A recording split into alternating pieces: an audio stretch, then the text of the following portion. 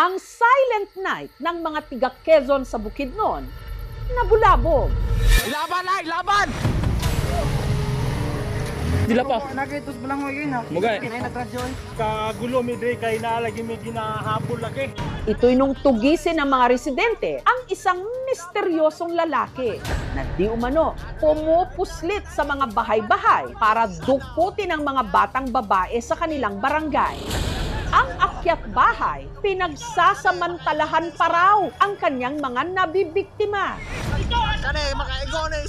Sinakal pa nga ako, sinakal. Tininan ko niyang kanyang leg.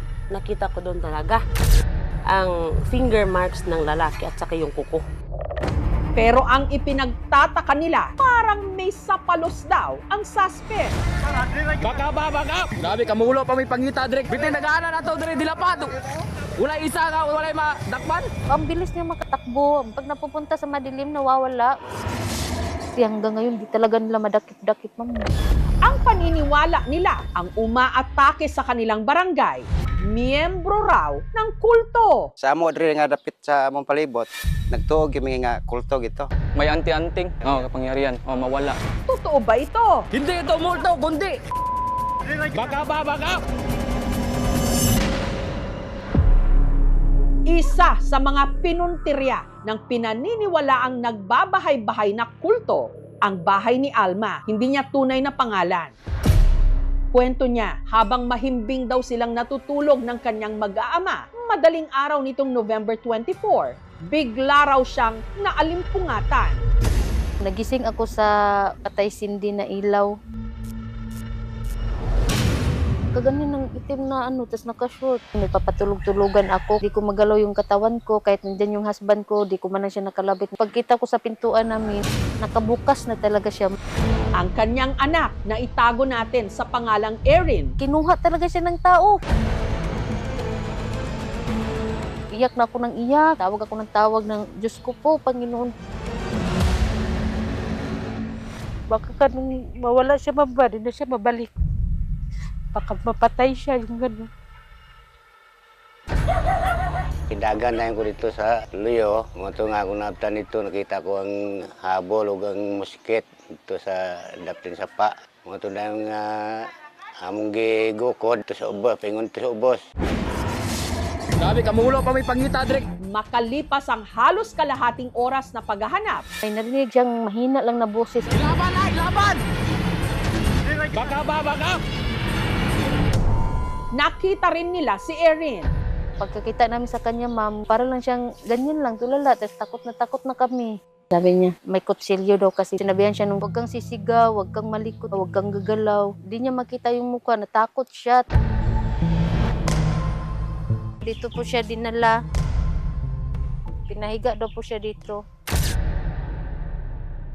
Ang nangyari kay Erin, agad nilang inireport sa pulis. Nagpa-blatter dito. Dinala namin sa sa infirmary para i-conduct yung medical examination. Pasuri ng doon sa doktor, puro negative yun. Hindi nagalaw yung bata. Hanggang nalaman ni na Alma na hindi lang pala si Erin ang nabiktima ng misteryosong lalaki nung gabing yon. Sa katabi lang na purok, madaling araw nitong November 24, naalimpungatan naman daw si Carmelita. Hindi rin niya tunay na pangalan. Nung nagsisigaw ang kanyang bunsong anak na itago natin sa pangalang Sofia. Sabi niya, mamang, dinala ako ng tao doon sa kabilang bahay. Nanginginig na siya. Napakalaking mga luha niya sa mata. Sinakal pa nga ako, sinakal. Tininan ko niyang kanyang leg. Nakita ko doon talaga ang finger marks ng lalaki at saka yung kuko. Ayon sa kwento ni Sofia, habang siya'y natutulog, bigla raw may bumitbit sa kanya na isang lalaki na hindi nila kilala kung sino. Dinala raw siya nito sa labas ng kanilang bahay. Doon na siya nagising nung nalaglag siya. Doon na nag-commotion. Sa struggle na silang dalawa agad. Nasuntok ni yung ilong niya. Buhat-buhat na niya si dito. Nakikita doon yung kumot ni na pink dito sa pating ito. So, dito na siguro sila nag-commotion kasi sinakal niya hindi makahinga yung bata. Nasuntok ang kanyang ilong. Tumakbo, papalabas. Doon siya dumaan. Ang ikinatatakot ngayon ni na Alma at Carmelita, ang di umano banta raw ng lalaki sa kanilang mga anak. Nabiyan siya na babalik pa daw. Mabalik talaga siya. Maaligid siya, ma'am. Dito siya nag-aabang minsan sa may ilog. Parang gusto niya talagang kunin pa talaga. Ano ko. Feel kasi namin, ma'am, yung kinukuha nila yung mga ganyang edad. Dahil dito, ang pamunuan ng Barangay Delapa nag-deploy ng mga tanod para rumonda tuwing gabi. Gusto namin yun na padakip talaga kasi perwisyo yan sa amin eh. Nagbabantay sila hanggang madaling araw. Baka maulit kung hindi talaga kami madubli ingat. Ilaban na! Ilaban! Hanggang nitong December 2, Dila pa. Mugay. muli raw naispata ng misteryosong lalaki.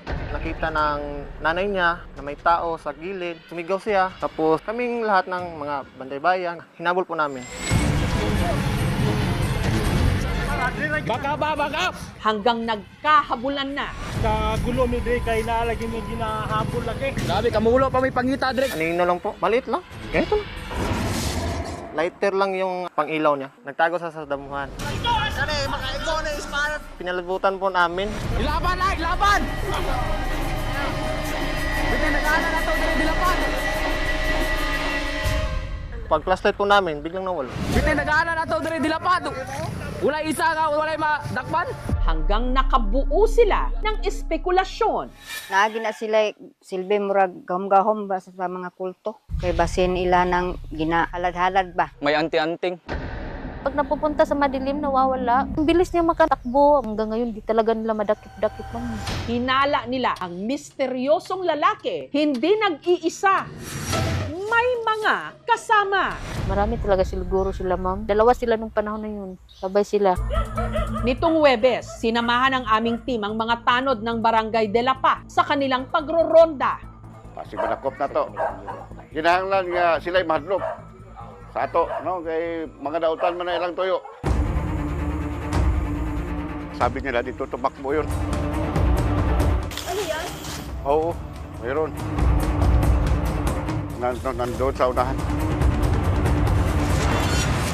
Pero walang naiulat na kakatwang insidente nung gabing yon. Sa ngayon, ma'am, mayroon na tayong persons of interest. Dalawa, ma'am, kasi po, yun ang tinutukoy ng dalawang bata. Pwedeng masampa na kaso is yung attempted rape in relation to Republic Act 716, yung child abuse. Penalty, parang imprisonment din po na hanggang 20 years. Ang impilan dito sa Quezon is confident talaga na mahuli namin kasi mayroon na tayong lead.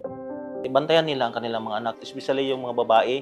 Okay, yun ang tinatarget doon. Kung mayroon silang mga nakita or mga kung kakilala nila, pwede nila i-report sa barangay or pwede nila i-report directly dito sa impilan. Mahalaga na ang mga magulang nakaalalay dun sa kanilang mga anak nang sa ganon, yung feelings of safety hindi mawala. So sa mga biktima, una, huwag kayong matakot magsalita, lalong-lalo na sa inyong mga magulang. Importante makipagbigay ugnayan tayo sa mga otoridad. Marami pa rin naniniwala sa mga kulto ngayon kasi it provides an explanation and explanation provides comfort and from comfort provides security. Wala naman yung kulto ngayon. Unverified yun. They have to avoid spreading fake news kasi walang mabuting magawa yan kundi maka-create ng panic sa mga community na nandoon. In-encourage namin yung barangay officials mismo na strict implementation ng curfew kasi pag walang curfew, doon gumagala yung kahit sino na lang. To include yung mga masasamang loob. Talagang trauma, mami. Nakakatakot na talaga.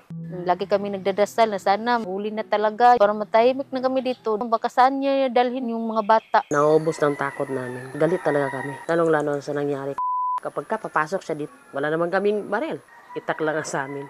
Talagang isusuko namin siya sa mga pulis.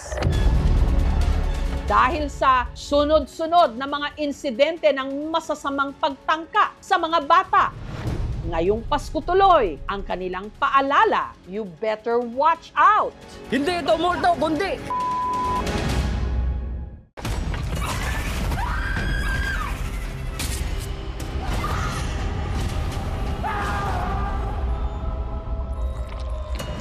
Palangga ko ikaw, Apo. Palangga ko man ikaw, la. Ba't ka nagsiman? Maharap ko to eh. Para kay Lola din. Hindi ko na alam, hindi ko naiintindihan kung anong nangyari sa kanya. Makakasiguro kayong gagawin namin ng lahat para sa kanya. Wala ka ba talaga nakita, Abner? Wala ka narinig? May gumagala na balang dito sa atin.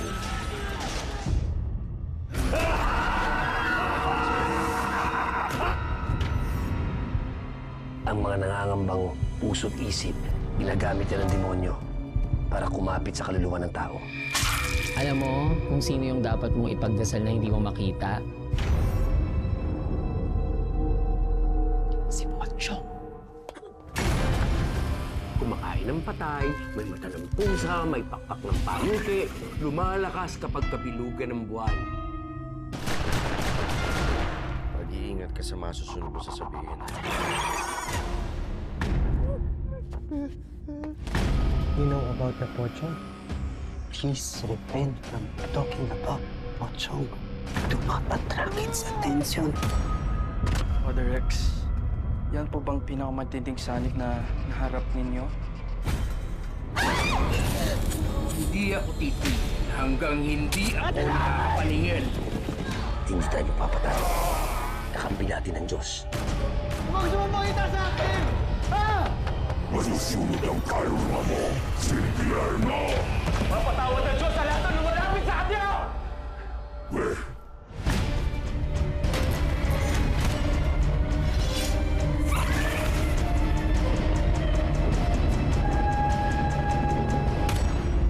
Ito po si Jessica Soho at ito ang Gabi ng Lagim.